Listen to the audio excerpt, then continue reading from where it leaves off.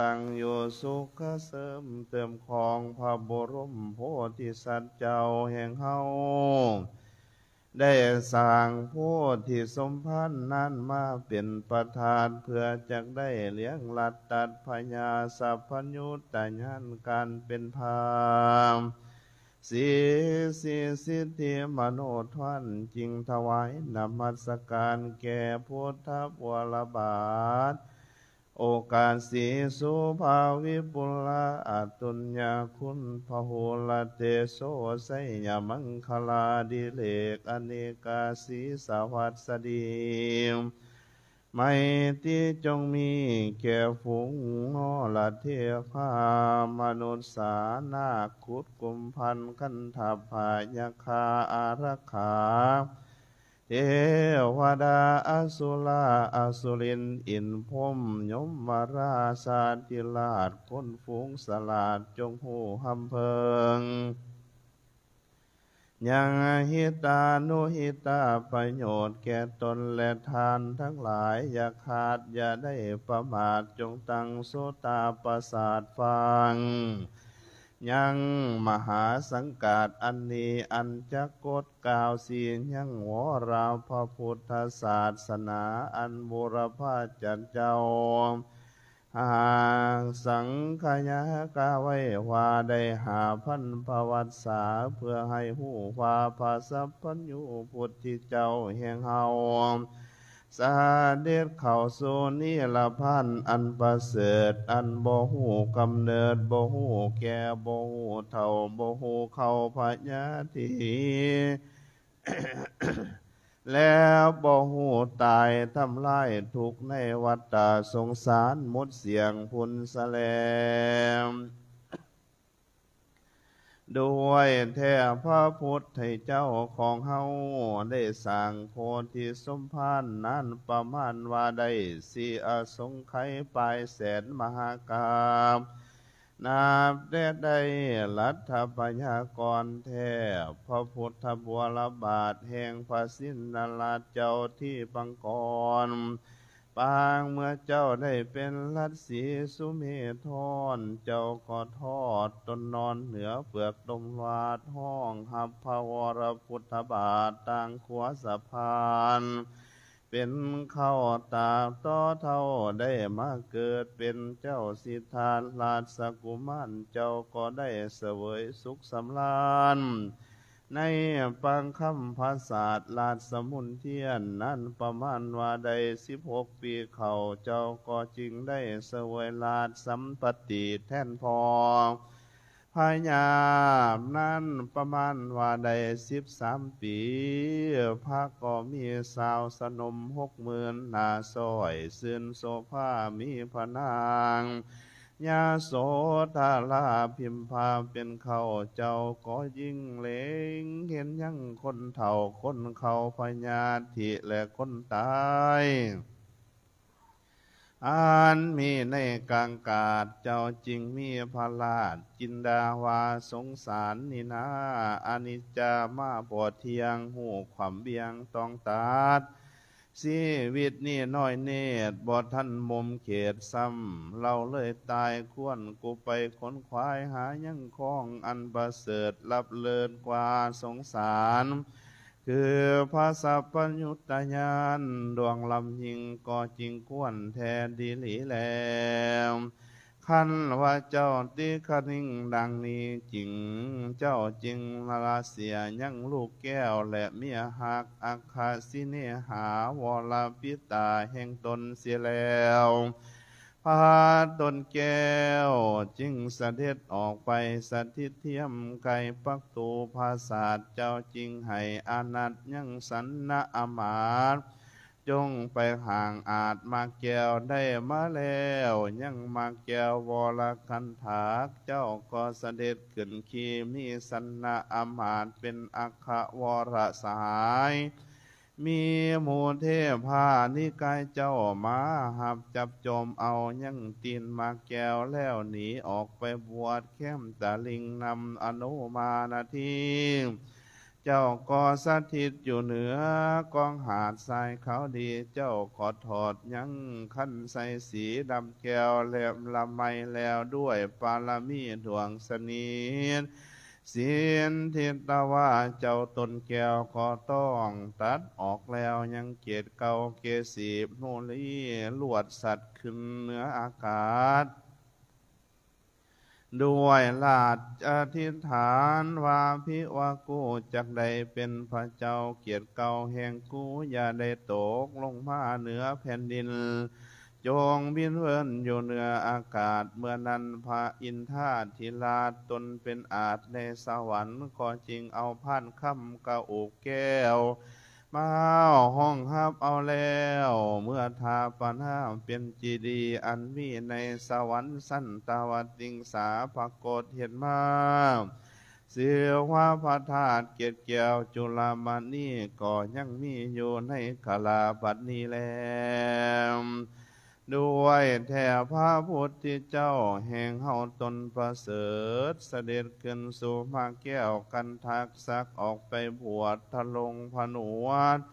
นานประมาณว่าใด6 วัฏษาก็จริงที่ล่าเข้าสู่ควงเอาเสียมหาโพธิแทนแก้วแล้วจึงได้พาแพร่ฝูงหมู่พญามารกับทางปริวารหนีพังพายวายเขาวายหนาเขาสู่เมืองตนพ่อเมื่อสายอรุณหงพุงขึ้นมาแล้วพระตนแก้วจึงได้เลี้ยงลัดตาพญาสัพพัญญุตญาณการเป็นพระองค์ลำยิงเจ้าจึงยกออกยังสัตตวโลกกับทั้งเทวโลกให้พ้นจากโอคาสงสารให้ได้ถึงนิรพันธ์อันโบหูตั้งกำเนิดและโบหูตายเมื่อไพรุ่นพุนแสลมด้วยแท้พระพุทธเจ้าแห่งเฮาตนประเสริฐได้เลี้ยงลัดตัดพญาสัพพัญญุตญาณเจ้าก่อนทั่วละมันอยู่สั่งสอนยังปานาสัตตนิกรทั้งหลายนั่นประมาณว่าได้45 วัฏษามีพุทธกิจจาอันเจ้าหากได้กระทำแล้วก็เสด็จเข้าสู่เมืองแก้วกล่าวแล้วคือว่าอมตะมหานครนิรพานเจ้าก็ลิงเห็นยังสัตว์ในวัฏฏะสงสารมีอาการทุกโศกโรคภัยยิ่งหนักหนาอาญตนาอาญตนาธาตุขันธ์ว่าจุติมรณะมรณะแล้วบอกขาดแก้วจากสงสารลวดได้มาถือเอาปฏิสนธิกำเนิดเกิดมาเป็นคนมีต้นสลาการถอยเท่าเศร้าโศกโศกเศร้าและวิการเนื้อนั่งยันถูกลันตีนมือสั่นไปมาหูตาพางพังพาดพญาตมีแสนสิ่งมีทั้งไข่ขอดคิงฝีไฟมีทั้งฮิตสะไลไอขมองขอโคตรขอพ้นเป็นเวทันห้าแมนว่าแสนยาวยาวก็บ่มีขึ้นได้แสนห้องไห้ก็หากแค่นได้แมนว่าน้ำตาไหลและมุกย้อยค่อยห้ำเพศทุกแม่นว่าแสนตีอกตีท่วงก็บ่มีขึ้นใดลาคาบไว้ดูได้หากชีวิตจิตมรณ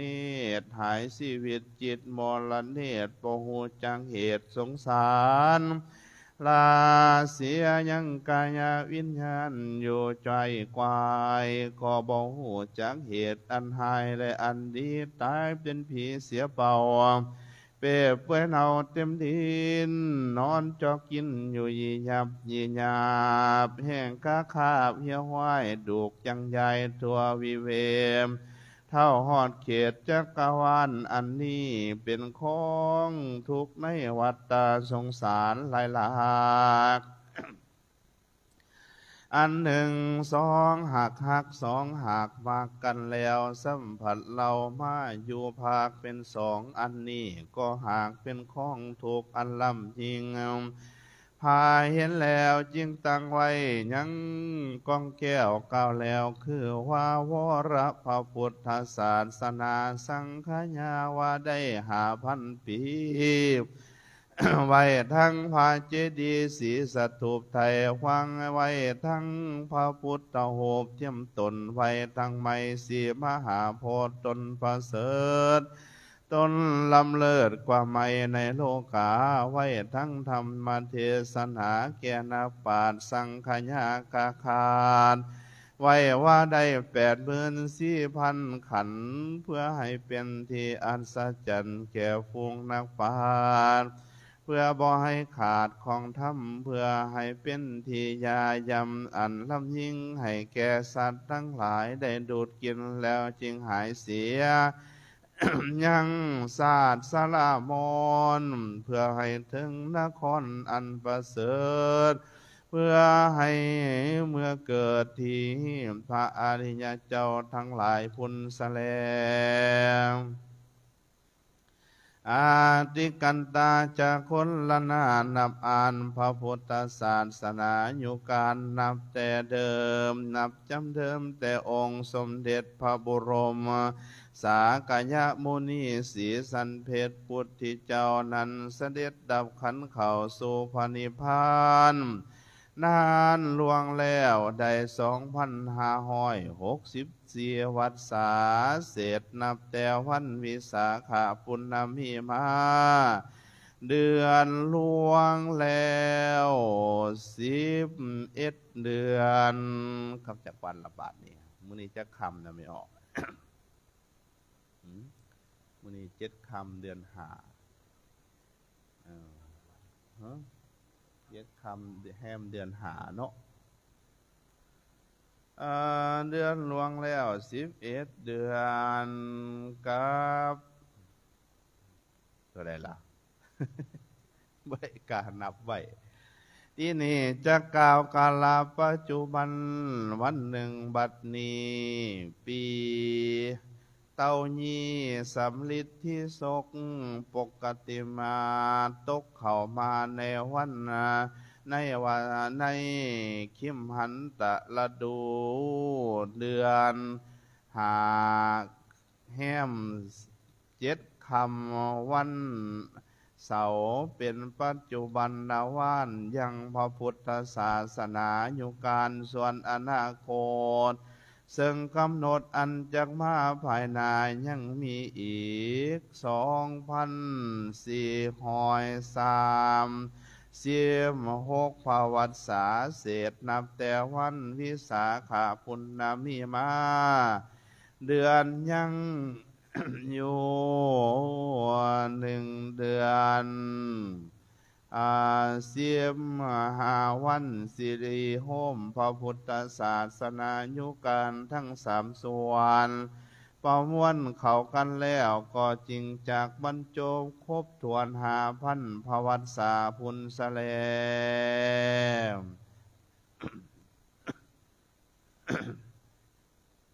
เอากำหนดพระพุทธศาสนาจะดำรงอยู่ได้บัดนี้แล้วด้วยแท้พระทศพลตนวิเศษจากเสด็จเข้าสู่เขตเมืองแก้วกล่าวแล้วคือว่าอมตะมหานครนิรพานเจ้าขอทอดตนนอนเหนือสถานวรณมันจังกสังสีสถิตในวางไม่หั่ง2 ตนดีวิเศษอันมีในประเทศห้องเมืองแก้วกุสินาราเจ้าจิงตานจาราจากับดอมพระอนุนเทระเจ้าตนเป็นลูกศิษย์แก้วเพื่อให้แล้วยังปัสสิมาสารวาอานันทะดุลาอานุนเจ้าอย่าได้จงใจแว่นประมาทในสัตว์ห้องแห่งโลกีล่างเถื่อมีล่างเถื่อให้ล่างเถื่อใดมาแล้วเราพ่อยเสียเป็นผัวเป็นเมียกันอย่าได้จงใจเสือล่างเถื่อนั้นเขาเบื่อใจสร้างโดยโทสะโมหังจับจองบ่มี2 หูเห็น อันหายจากมาทองถึงต้นจงหูค้นขวายเอาสัตว์ขามอย่านำกวางกล่าวคือว่าวัฏฏะสงสารอันยาวนานเห็นปานดังเฮาพัตตาขาคตานิเลอนันทาดุลาอานนท์เฮยในเมื่อเฮาพัตถาคตานี่ละพันไปแล้วก็จะก่อจริงตั้งไว้ยังกองแก้ว84,000พระธรรมขันธ์เพื่อไว้ให้เป็นคู่สั่งสอนเป็นคู่สอนสั่งยังฝูงหมู่ปานาสัตตนิกรทั้งหลายเมื่อภายสุดภายซอยพุนสะแลอานันทาดุลาอานนท์เอ๋ยในเมื่อศาสนาของพระตถาคตเจ้าล่าลดปลดไปได้หาห้อยวัดสาก็หาเจ้าก็จักหาภิกขุณีทรงตนทะลุงจตุปริละปาริสุทธิศีลตามกบินพุทธวาทตั้งไว้เป็นอาจวินัยก็หาบ่ได้เลยอนันทาดุลาอานนท์ในเมื่อภาศาสนาของพระตถาคตเจ้าลาโลดปดไปได้พันวัดสาก็จักหาอรหันตาขีนาสวะเจ้าตนประเสริฐอันจะให้บังเกิดยังอภิญญาสานนิโรธโพธิสัตตนิกรก็หาบ่ได้เลยอานันทาดุลาอานนท์ในเมื่อตนพาตถาคตานี่ละพันไปแล้วได้2,000วัดสาก็หาก็จะหายังเจ้าภิกขุตนจะขืนใจยังห้องพระไตรปิฎกอันพระตถาคตเจ้าหากยกออกมาสำแดงเทศนาไว้ในปัญจการนิกายทั้งหาก็หาบ่ได้เลยอานันทาดุลาอานนท์ในเมื่อตนพระตถาคตเจ้านี่ละพันไปแล้วได้3,000วัดสาก็จักหาภิกขุสงฆ์จักลงซุ่มนุ่มกันพ่อถวนสีให้หู้แจ้งทีว่าสังฆกรรมมีต้นว่าอุโปโสถภากฏด้วยจตุทสีปนาลสีและสามัคคีก็หาบ่ได้เลยอานันทาดุลาอานนท์ในเมื่อตนพาตถาคตเจ้าเนียละพันไปแล้วได้4,000ภาวัตสาจักหาไตจีวรอันเป็นมหันตาคัมอนุสรณ์อันวิเศษคุณาติเลกอเนกแห่งโยข้าวัจระเจ้าก็หาบ่ได้เลยอนันทาดุลาอานนท์ในเมื่อตนพระตถาคตเจ้านี่ละพันไปแล้วได้5,000ภาวัตสามาตาวาปุคลาผู้ใดได้ผ้าเหลืองน้อยๆหอยบาไปเอาหอยบาไว้ความไปมากคนทั้งหลายก็จักสมโหดยังบุคลาผู้นั้นว่าเป็นเจ้าภิกขุในกาลยามนั้นพุนสะแลด้วยแท้ศาสนาพระตถาคตเจ้าก็ยังค่อยคุ้มลบจบอยู่ในเท่า5,000ภาวัตสาพิวาจักสังขยากาเป็นละดูได้15,000ละดูเป็นประธานพิวาจักจัดเป็นเดือนใน60,000เดือนบ่มีค่าเพียจักจ่าเป็นวันอุโปสถได้120,000วันอุโปสถพี่จักกดเป็นวันสินน้อยได้240,000วันบ่มีแผกพี่จักแจกเป็นวันได้1,800,000วันพี่จักยาวปันเป็นยามได้2ตื้อไป8,800,000ยามพุ่นสะแลงด้วยแท้พระศาสนาพระตถาคตเจ้าก็ยังคอยคุ้มโลบจบอยู่เท่า5,000ภาวัตสาก็จักหมดศาสนาในปีสวดมุสิกามัคคธาภาษาหนล่าวาปีห้อยใจ กดเข้ามาในเข็มหันตะละดูเดือน6เพ่งวันพุธบรสุทธิ์มือเต้ายีมีในนักขัตฤกษ์ถือกหน่วยเสือว่าวิสาขายามเวลาจักไก่หุงมุงเห็นหนาอนุทัยไข่พลัดสมีพองพายสวยงามใสสะอาดแต่นั้นสัพพาสาริลิกธาตุเจ้าทั้งหลายอันใหญ่ยังอยู่คู่ไม่ไผ่พนมจอมเขาโยคันทอนสะสุงค่ามหาสมุทรสุดแดนแสนขอบจักรวาลอันเป็นสถานที่อยู่แห่งหมู่ผีเสือนำนาคุดสุดเมืองแม่นแดนสวรรค์ก็บ่มีหูเสาแต่นั้นสัพพาสาลิลิกธาตุเจ้าทั้งหลายก็จากเสด็จเข้ามาประสุมสุมนุมกันเป็นต้นพาปัญจขันธ์ไสวิเศษเหมือนดังพระสุริเยศย่ายลีลาก็เสด็จขาดขึ้นสู่อาจรัตนาบัลลังก์นังคสังสีสถิตแถบเข้ามาเสียมหาโพธิแทนแก้วนั่งอยู่แล้วพับพระเน่งซึ่งดูตะเกืองตะการสูงใด18 ศอกพาจริงเล่งเป่งออกยังสัพพันนาลังสีแต่ปัทภีเฮื่องหุงพุงขึ้นเท่าหอดพื้นอาการนิถาพมล่วงกลมทั่วจักรวาลทั้งหลายแห่งแยงไปหอดพื้นน้ำมหาสมุทรท่าปัปปตามีวันนาวัคายามะเวลาหลายหลากเหลื่อมผักเพียงภากายตัวที่สาบัวละผ้าพายพันเพ่งรัศมีเป่งไปไก่ยังเล่ามาละวงละไว้เวียนหอบโบหูจักหอยหอบอ้อมตนพระองค์ลาดสามีทะลงยียังคือดังนำคังใสแต่คำนีลาท่านที่เขียวก็เขียวงามยีหยับเหมือนดังปีกเมี่ยงคาบเหลื่อมยียองปีตาท่านที่เหลืองก็เหลืองดีลายหลากคือดังไก่ซ้อนดอกบุญนาคน้อยสอยสุลพี่คือดังจำปีจำปาการนิกากันเกศงามเพียงเพศอโนซาโลหิตาทันทีแดงก็แดงดียี่ยองแดงใสซองสุขุมานเทียมท่องจานเฮื่องเหือเครื่องดังดอกไม้เมื่อยังบานตาการงามเฮื่องหงงามเพียงพุงกายาโอทาตาท่านที่ข่าวก็ข่าวงามสุดยิ่งมีวันหาเพียงสิ่งสังขา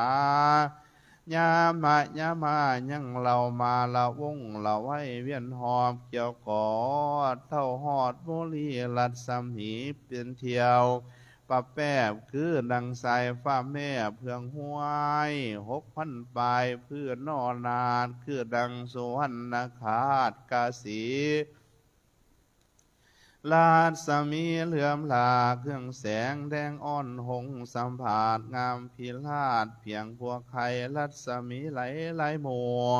เป็นคู่พร้อมกันอยู่ซ่อนร้อนท่านที่อ่อนก็อ่อนแก้มสิวขึ้นแต่วางเขี้ยวเท่าหอดนาลาตาอันนิจาพออุปมาไม่ไปเทียมเหตุอันจังให้มุดอุปเทศเหตุแท้ก็ยังเราเรือหลายลัดสมีภายแผ่ล้อมคือดังแถวแก้วออมคำแดงแสงสัตตรัตนาหอยหอบคือดังพาจันแจ้งจอดเมืองเพนแสนดวงดาวเดียรดาษโอภาสองค์พันดวงเป็นป้าทวงประเทืองห่วงหงทั้งหลังหงทั้งหน้าหงทั้งฟ้าหงทั้งดินทั้งเห็นทั้งเอียนเห็นทั้งพรหมยมโคตมนุษย์สากุมพันขันธาปยักอาหักขาเทวดาอสุราอสุรินอีสวนส่วนกันมาถือทุ่งทุกภาคทุ่งปาตากและทุ่งไส้ทุ่งท้องไกวแกมซอมีทั้งปัทุปัทีปใต้ต่อตามเทียนประดับวอละเวียนตกพางเขื่อนลิ้นหลากหลายประการเสียบสังขันมวลมี เมื่อนั้นพระอินทราธิราชจึงขอถือโอกาสอาราธนานิมนต์ยังตนพระสัทธาสีโคดมบรมบุริยบุพิตรเจ้าเพื่อจะให้พระพุทธเทศนาเมื่อภัยสุดภัยซอยเมื่อนั้นพระเจ้ายอดซอยสัพพัญญูทว่าจักได้เป็นครูสอนแก่ปานาสัตว์ทั้งหลายนั่นประมาณว่าได้7 วัน 7 คืนแล้วพระตนแก้วเย่งยกออกยั่งผ่าหาเลือไทยไขกะโอบแก้วอันเต็มแล้วด้วยน้ำปัญจาขันธรสสะของหอมคือกะออมน้ำอมตะศิลาภายเป็นยายายหยาดภาโกห้อยหวาดภายโผดเป็นรสสัทธรรมเทศนาไขทรงโสดหดทั้งอินสุรินทาธิราชหดทั้งพรหมนาถไผ่พองโหดทั้งยองยมโคตมนุษย์สาโหดทั้งเทวดาอีส่วนก็หากส่วนกันมาสมเสือนตื่นเต้นเว้นจากบาปกรรมอันตนหากได้กระทำทุจริต3 ประการคือภากายาวาจีมโนโทโสโมโหโลภโภกิโกรธโสดเสียหมดแล้วเหตุว่าได้ดูดกินน้ำแก้วมัทุรสอันหอมหวานอ่อนซอยเมื่อนั้นพระเจ้ายอดซอยสัพพัญญูทว่าจักได้เป็นพระบรมครูสั่งสอนอย่าง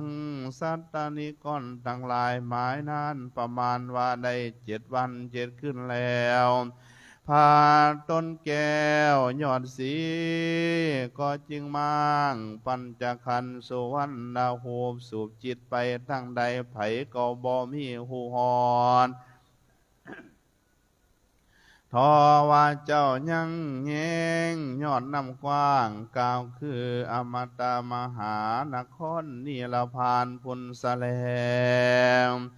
ด้วยแท้จาตโรธรรมาอันวาบุตรที่ทำ4 ประการคืออายุวันนาสุขภลาอโรคญาทวนหาปฏิภาณาทวน6อาทิปไตยญาทวน7จงเสด็จลงมาจำเริญหักษายังขันธสันตานแห่งองค์สมเด็จพระสังฆราชาเจ้าตนเป็นเงาเป็นเจ้าอิสราราม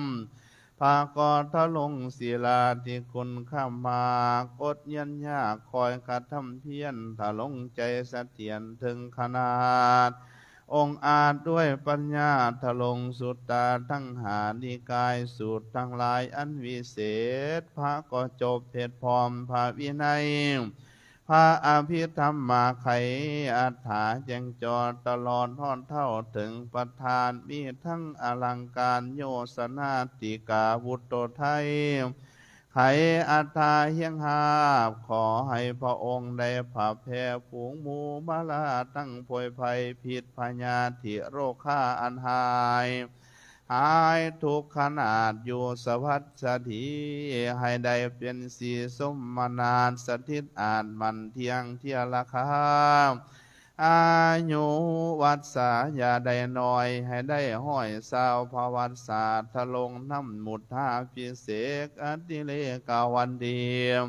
วันทิธีอมุตตะโศกวันประสิทธิโยกพร้อมลักขณาขอให้ได้ดังคำมักคำปรารถนานิทิตาก่อเสด็จบรมวนควรถอนที่ก่อนแล้ว